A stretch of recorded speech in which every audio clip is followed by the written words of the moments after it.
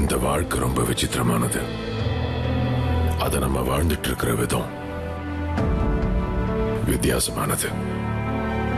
உண்ண உணவு, உடுக்க உடை, இருக்க இடம் இருந்தா நம்ம வாழ்ந்துட்டு இருக்கோம்னு அர்த்தம். நல்ல வேலை, கை நிறைய சம்பளம், சந்தோஷமான குடும்பம்னா நம்ம வாழ்ந்துட்டு இருக்கோம்னு அர்த்தம்.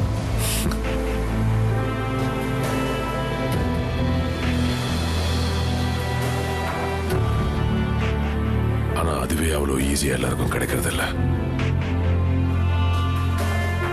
வாழறதே கஷ்டம்னா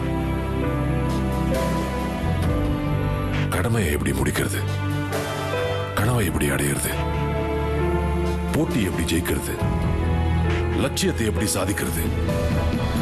பொய்யால வேலையை முடிக்கிறவங்க, நம்ம பயத்தால எல்லாத்தையும் அடையிறவங்க, நல்லவ மாதிரி ஏமாத்தி ஜெயிக்கிறவங்க, பணத்தால எல்லாத்தையும் சாதிக்கிறவங்க.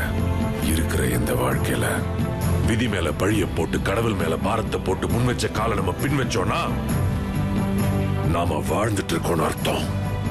உன் வாழ்க்கை அவ்வளவுதான் இந்த உலகம் உன்கிட்ட சொல்லும் போது உன் வாழ்க்கை உன் கையில தான் உங்க அறிவு சொல்றது உங்களுக்கு கேட்கலையா?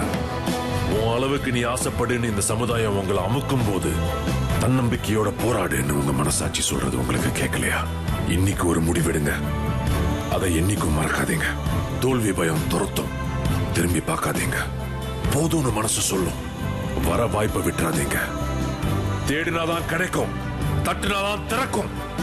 உங்க பயத்தை பார்த்து தைரியமா ஒண்ணு சொல்லுங்க, என் உரிமையை முடிஞ்சா பறிச்சு பார், நான் முன்னேறுவேன். முடிஞ்சா என்ன தடுத்து பார். கண்ணுல நெருப்போட, களத்துல வெறியோட, உங்க அறிவையும் தன்னம்பிக்கையும் நம்பி உங்க லட்சியத்தை நோக்கி தைரியமா அடுத்த அடியை எடுத்து வச்சா